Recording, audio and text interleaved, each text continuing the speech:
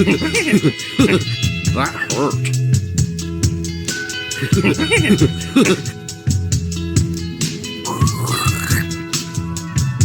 More verticality.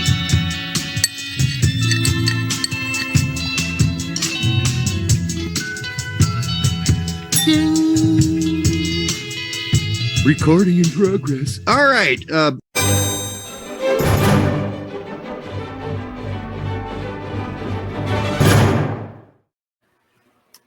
All right. Welcome to the Straight Red Card.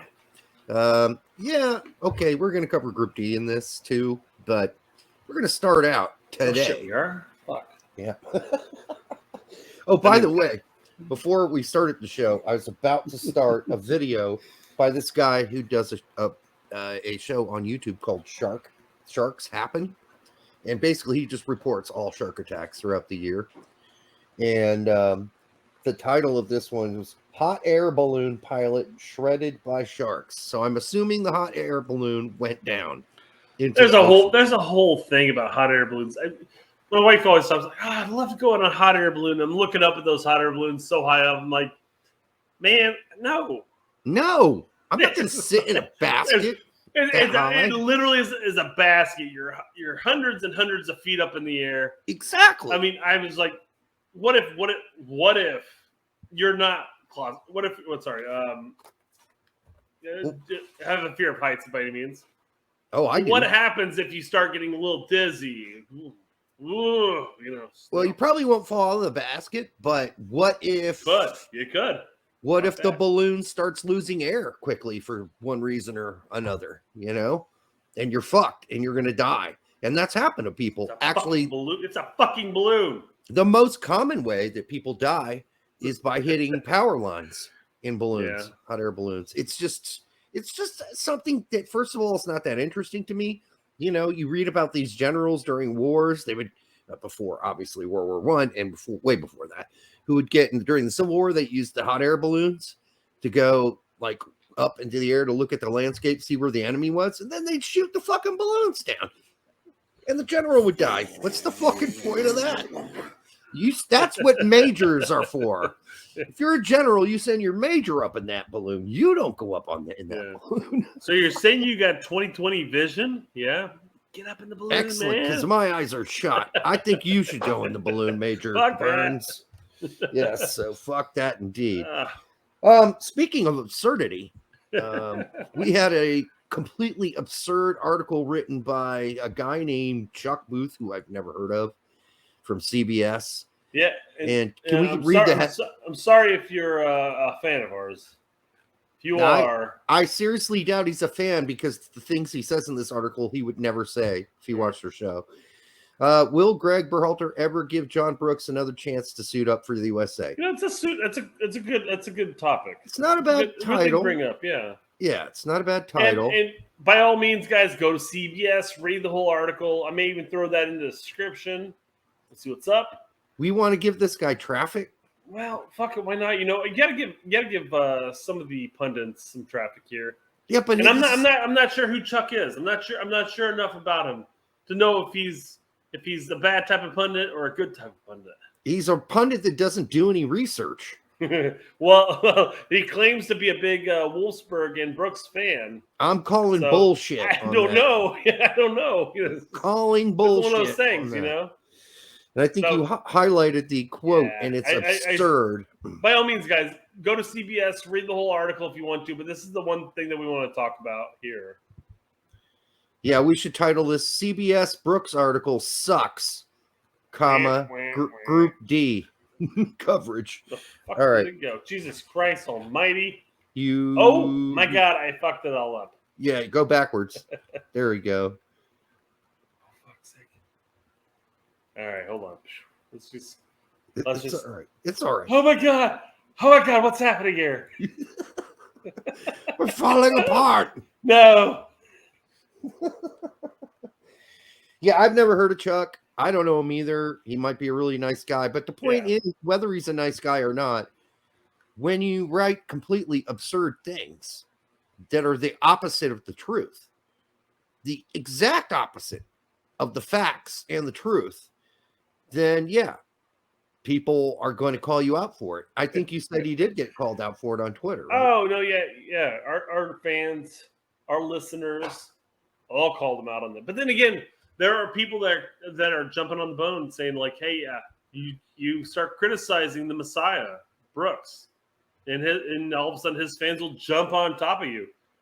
But the thing is that we're not jumping on. People aren't jumping on top of him because he mentioned Brooks. No, people are jumping on top of him because of takes like the highlighted here. Most of us have long given up on any hope that Brooks is coming back. And that's not the point. Not but we Brooks have by any means, but we have provided valid reasons on this show of why that is. One, he's slow and he can't get back. In a high press. I'll give Chuck some benefit of the doubt here. He does go into other aspects of this. But this right here, this highlighted paragraph, that's massive as far as what's wrong with it. Yeah, so when looking at that fit, Chuck Booth writes, Berhalter is probably referring to Brooks' comfort on the ball, both dribbling and playing out of the back. Basically saying he can't do it very well. Both Robinson and Zimmerman will go on marauding runs. What? When given the chance and are more comfortable with the ball at their feet than Brooks. More comfortable with the ball at their feet than Brooks. I don't think he really understands what that phrase means. Because I don't think he's watched Brooks play that much, if that's the case. Or for that matter, Miles or Zimmerman. Yeah, because they don't make a whole lot of marauding runs. So no, very rarely. It's rarely. Funny. It's funny. Eldon asked one of our listeners, Eldon, who lives up in Fort Wayne area. Woo! Indy represent. He had asked Justin Moran to do a every Brooks touch play video. Mm-hmm. And he did it of the no, it wasn't Brooks. Sorry, my bad. It was Zimmerman, and I forgot which game it was against. But he asked him to do it like every touch by Zimmerman game or video, and every single touch. I mean, his defensive plays were great, breaking up the play, but then he would launch like a 40-yard, 50-yard bomb to nobody. Yeah, every single time. And I'm like, dude, I see what you're doing there. I see what you're asking for because that's counterintuitive to what Chuck here is saying.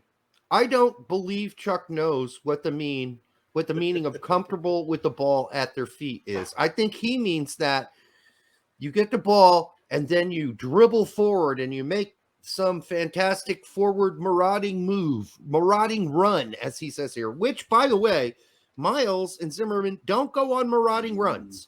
I'm sorry. I don't know what games he's watching, but I can count them on one hand out of all of qualifying. One hand where they saw opportunities and maybe they went 10 yards and kicked the ball. So I'm not buying that. Being good and comfortable with the ball at your feet is what Brooks does. He gets the ball. That's his stick. He has possession. He makes a good pass. He makes a good through pass. He makes a changing of the fields pass, changing of the lines pass, a through pass through lines. That's what Brooks does. Mm-hmm. Now, so that's not legit criticism. And that's a misunderstanding of what the term comfortable with the ball at your feet means. It's not, he says, that Brooks is a liability. Well, I do think Berhalter thinks he is a liability, but not from this standpoint. Again, we play a high press. He doesn't want to get hit on the counter, and Brooks is languid. There you go. Brooks is a liability, but he's more of an old school see ball, get ball, clear ball. What the fuck is this guy watching? He's not a Wolfsburg fan. I'm not buying that for a second because that is not what Brooks does. I mean, God damn, all of his clear balls seem to go right to his teammates in the attack. On the opposite wing. He has the option of getting the ball, looking up and lacing a nice 40-yard cross-field pass. Yep. Change the point of attack. Which he does all the time. No, this is not news to anybody. Nobody is criticizing, even the people who criticize Brooks. Nobody's criticizing his ability with the ball at his feet. They criticize him with being slow and getting caught out of position. Those are the two big things. Moreover, I don't think that Chuck understands soccer. I don't know how old Chuck is, but I don't think he understands soccer, because this next sentence really shows his naivety. Berhalter is a manager who wants to play a progressive style where each player can move the ball up the pitch. No, not at all in Greg's system. But Brooks isn't likely to improve enough on the ball to impress him. Okay, dude. Let me clarify something, Chuck, that you have missed completely. Go back and watch all of the U.S. national team games, and you count the number of times Zimmerman and Miles Robinson make runs through the midfield, make deep, meandering runs forward. Okay? That doesn't happen. That's not where we do it. We move the ball up the wings. Okay? I'll save you time. Okay. Just go to Justin Moran's video, channel, his Twitter handle, and look at the video about Zimmerman in the qualifiers. And again, great on the defensive side of the game. Yep. Extremely poor in distributing the ball forward. Yes. Extremely poor. And that means his passes there. Even if he's passing it out wide sometimes to a left back or right back, his passes are heavy sometimes, or they don't get there all the way, or they're not properly weighted. So, I mean, that's just not Zimmerman's strength. That's called not being good on the ball and not being good in possession. Our center backs, specifically in Greg's system, do not go forward, because everyone else is forward. Both left back and right back are forward. Yep. Somebody's got to play fucking defense, guys. All right, Chuck, check it out. Get back to us when you do more research and become more knowledgeable in soccer. It's going to take you a little bit longer, I think. I would say if I had to rate you, I'd rate you as a beginning soccer reporter. Call up Stephen Goff, or call up some of the guys like Brian Schroeder in your industry who know what the fuck they're talking about. Go and read the article. He does break some things down, but that paragraph alone is enough indication to dictate where the entire article is going. And quite frankly, it's wrong. Yeah. Wrong. If you told me you were a great dart player and I watched you throw your first 5-6 darts, triple one, and you're playing all right, you're not bad, but when one dart you completely miss the whole board altogether like this, I'm not going to think, wow, this guy's good. I'm going to think, oh, this guy's awful. He couldn't even hit the board. Like double one, triple 20. I don't know. And then miss the board completely. So he may have had other good points, and that's fine. But this one is so off the mark. It's not like he just missed trying to hit one of the big numbers. He missed the whole board on that one. It's the one that everybody picked up on, and that's the problem with it. And he was smooth enough in Twitter to simply say, "Hey, it's great," because people were like, "Oh yeah, if you criticize the golden boy Brooks, people will come after you." No, we don't think he's a golden boy. And in his defense, he flat out said, "Hey, discourse is perfectly fine with me." All right, good. By all means, I'm glad that he has that mentality, because quite frankly, that aspect of his article is wrong. So Chuck, take a scoop of this discourse and get back to us. All right, get back to us. Bring you on here to talk about Brooks anytime. I don't know if he wants to. Yeah. Dude, we've been covering the sport combined. Between the two of us, I've been going for 40 years. Since I was 10, I've been watching it, but covering it since I was 23, 25. So that is 25 years for me. And then you've been doing the show with me for 10 years. So that's 35 years of experience. I believe that is double the age of this guy who wrote this article. I don't know, double. I know, but somewhere near. About. He's like 22, 23. Yeah. All right. So not making fun of people who are young, but don't be dumb.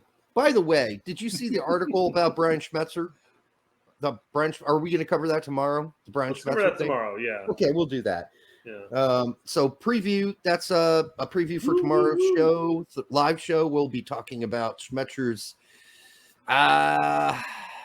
comments about Roldan should be getting more playing time under Greg, and then he hopes Greg's watching him play. It's just great. All right. So we were going to cover Group D. So we'll do that. If we could get Wikipedia up. I got many wikis up. Who do you want to pull up first? This is group. It's going to be really easy. Let's pull up Group D. Well, I know. I got all of the Group D pulled up individually, but who do you want to pull up? Oh, well, let's start with Costa Rica, and this will be brief because we've already broke down Costa Rica 1,000 times.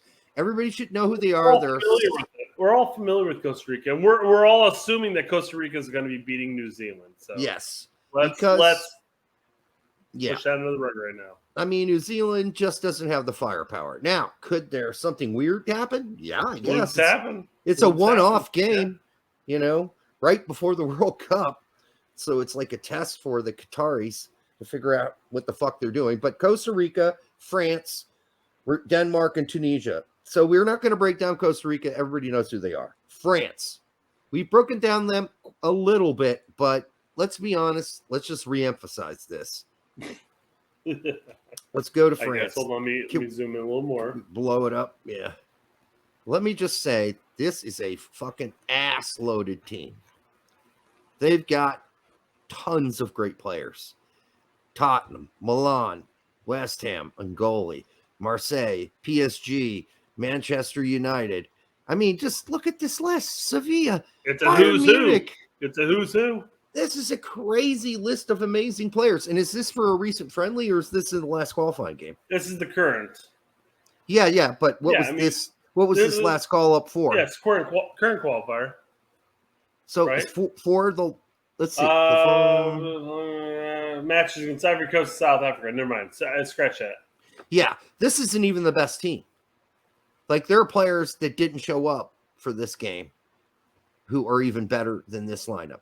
All I've got to say is if for some reason they don't get through this group, which is impossible to me, it's all going to be because of drama and because there was infighting and Mbappe's mom was throwing rocks at was this 2010 all over again? What's happening? Having a big argument with who was she having an argument? Whose parents? I guess who was the guy that played at PSG at the time, and then he went to Barcelona, and now he is at Atletico Madrid. He's a forward, one of their best players. Go to forwards real quick. It's got to be in there. Blow it up one more. But Benzema. I mean, who you talking about? He could be in Barcelona. No, he's at Atletico Madrid right now. There he is.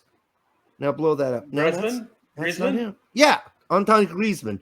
His parents got in a spat in the stadia with Mbappe's parents because Griezmann's parents were turned around and yelled at him and said, "Your son's he's so selfish," Was it Mbappe really? Because he's only 23. This is 2010 we're talking about. Was this? No, I think this was the Euros. Oh, that could be. Yeah. So that was a big mess in the French press for a while. And if I got the players wrong, I'm pretty sure it was Mbappe and somebody else. But I'm not. 2010, the French team had the issue with the coach, if I recall correctly. They have always seemed to have an issue with their coaches. That's like a fucking endless problem. What do you know? Yeah, it's kind of like watching the Northern Ireland team back in the day when hang on, I'm not going to get into that story. All right, so this is the team that should win it, guys. I mean, win the group. It's silly. It's silly not to think that France will top the group. Yeah, at the very worst, they second the group because Denmark manages to pull a result. Right. But come on. Yeah. Other than that, there's just no way. The only guys that are going to upset France, possibly with a tie or whatever, is Denmark. Absolutely. So here we go. Denmark. We all know Kasper Schmeichel from Leicester City. Incredible goalie. Great player. Let's blow it up one more, can we? Because I can't see any of that. I just guessed on the first name. Just because I know it. All right. And then in defense, obviously Anderson. You've got Vestergaard, I believe it is, at Leicester City. It's still so small. I don't know why. But anyhow, they're loaded too. Work on your eyeballs, man. It's not my eyeballs. It's this fucking screen. This is fucking zoomed in pretty much. Here we go. Let's do this. Let's just hold on. Does that help? There he is. All right. Yeah, to remove us off the screen just so you can see it. Yeah. Well, if they do have a weakness, Denmark, it is their defense. Hopefully, it's not their eyes. That's the Germans that have the issue with their eyes. It's fine now. And then the whole fucking midfield for Denmark plays at Brentford, apparently. Gee, good Lord. But that's fine. It's good to see Christian Eriksen is probably going to still get a sniff. And then after the heart attack at the Euros, that was really scary. But you've got some solid players here, but none of them except for Eriksen, to me, is like world class. They're just a good bunch of players. And then we move down to forwards. And here we've got, again, some good players, but nobody that will blow your fucking balls off, right? None of these guys are going to, like, just blow your mind with what they can do. So, and I don't know if that, we've got the Sevilla guys. Thomas Delaney should probably still make this team in the midfield. That will help, as well as Jar will probably be there. So, again, this lineup and another Brentford guy, Matthias Jorgensen. I mean, it's how many Danish guys they got on Brentford? So there are a lot of guys in that first list we saw that are here, like Yusuf Poulsen. He is making this team. All right, so no question about it. He just didn't get called up for the friendly. And then Martin Braithwaite is the guy we're probably gonna see as the center forward. He is a guy that Bayern Munich are after right now, because they're probably going to lose Lewandowski. Nothing like picking up a 30-year-old to replace a retiring player. They'll play him for a few years or whatever, and they'll move on to somebody else. But they need a stopgap guy, and I think Braithwaite fits that. And of course, Barcelona need the money, right? And then the last team is Tunisia. Jesus Christ! I was at that point where there we go. Finally, if your best players play in the Swiss league, all I have to say, that's not true. We got they Cayenne Metz, okay. Brøndby's not that great. All right, Manchester United. He doesn't play there though. He's been on loan to crappy teams, and I don't know if he'll even get. He'll be on the team. I don't know if he's going to play though. For Kern, he's pretty good. But all in all, look at all these players and where they play. I mean, it's like, okay, you got one or two guys in each of the positions that play at a high level on great teams. And Cayenne and Metz really aren't that great of teams right now. Neither is. Well, I mean, Luzern's a good team, but they're an all right team, but they're in Switzerland. So I don't know. It's not impressive. The guy that plays on Man United is like 18, 19 years old and doesn't play, hasn't really featured for them ever. And he's 19, I mean, we got a guy that plays in Ferencváros, Henry Wingo, and they got one of the guys that played 18 games now for them that plays at Ferencváros, who's also a starter at in Hungary. So it's just not that impressive. I'm sorry. On paper, and I've watched some of these teams some of these players on some occasions, but you know what? I couldn't remember. I had to look them up. I had to go watch highlights of some of these guys. I'm just not impressed. And so it's France, Denmark, and then the other two are they're going to fight for who doesn't finish in last. Yeah. Hey, come on. I'm pretty sure everybody agrees on that. Yeah, exactly. So there's the Group D review that we just snuck in here. And we did that because if we made the title Group D review, no one would watch it. So Group B was really popular. That got old. Maybe we need to name it Review My D. TSRC, Review My D. I bet you that would get like 5 hits. 5 views. Probably. All right, folks. Curious views, but still. We thought this show would be 10 minutes. It's 25. So until the next time on the Straight Red Card, make sure you like, subscribe, share it with grandma, buy a shirt, and wear your shirt. Take a picture of it, send it to us, especially if you're at a game. We'll give you props for that. But what was the thing we said? If you go to a game, a U.S. men's national team game, and take a picture of yourself in the crowd with your Straight Red Card shirt, we'll give you any item in our inventory, item for free. And we initially said that you have to be caught on TV with it. Okay, but I think going to a game and taking a picture of yourself at the game with our shirt, I think that'll work.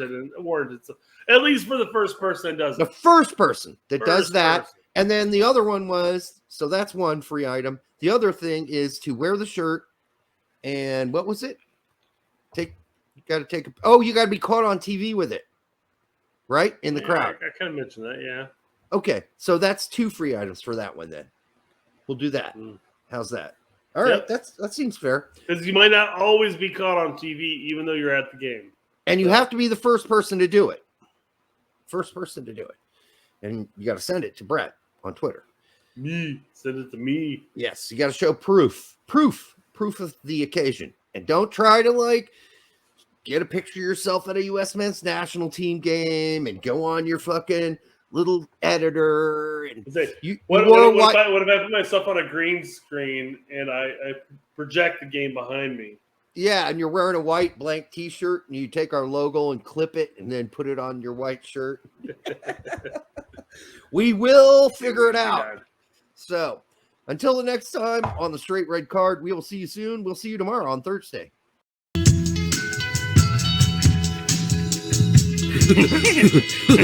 That hurt.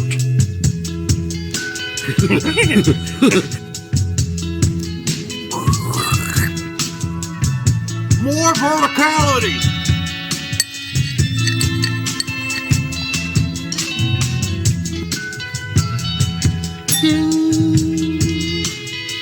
Recording in progress. All right.